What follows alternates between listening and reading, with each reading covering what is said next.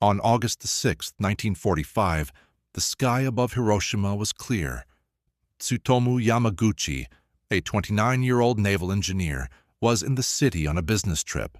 He was scheduled to return home to Nagasaki later that day. The war had dragged on for years, and air raid sirens were part of daily life. People had learned to live beneath the constant tension of uncertainty. That morning felt ordinary. The streets were busy, the sky was calm. No one knew that within minutes, history would split in two. At 8:15 in the morning, Yamaguchi looked up. He saw a flash. It was brighter than the sun, a blinding white light that swallowed the sky.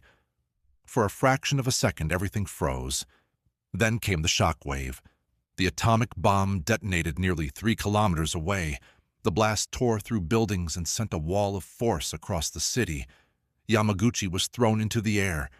His eardrums ruptured instantly.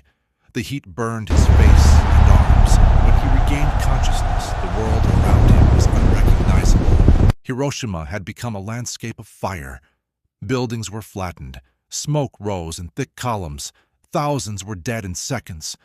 Survivors wandered through the ruins in silence. Their clothes burned away, their skin blistered and torn.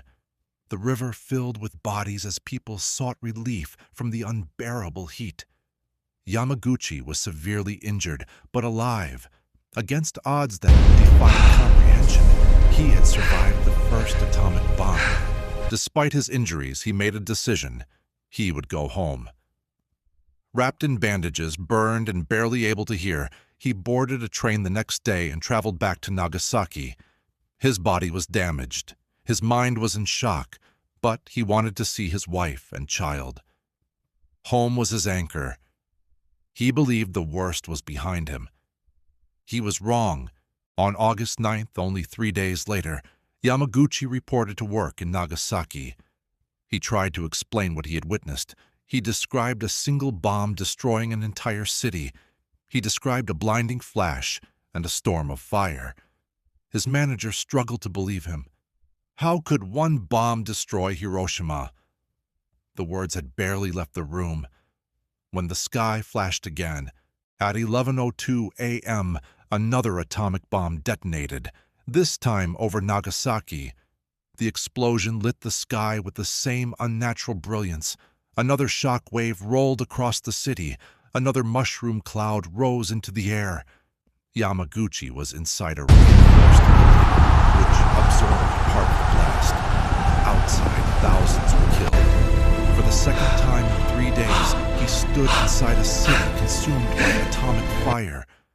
And somehow, he survived again. More than 200,000 people would eventually die from the bombings of Hiroshima and Nagasaki. Radiation sickness spread in the weeks and months that followed. Families disappeared.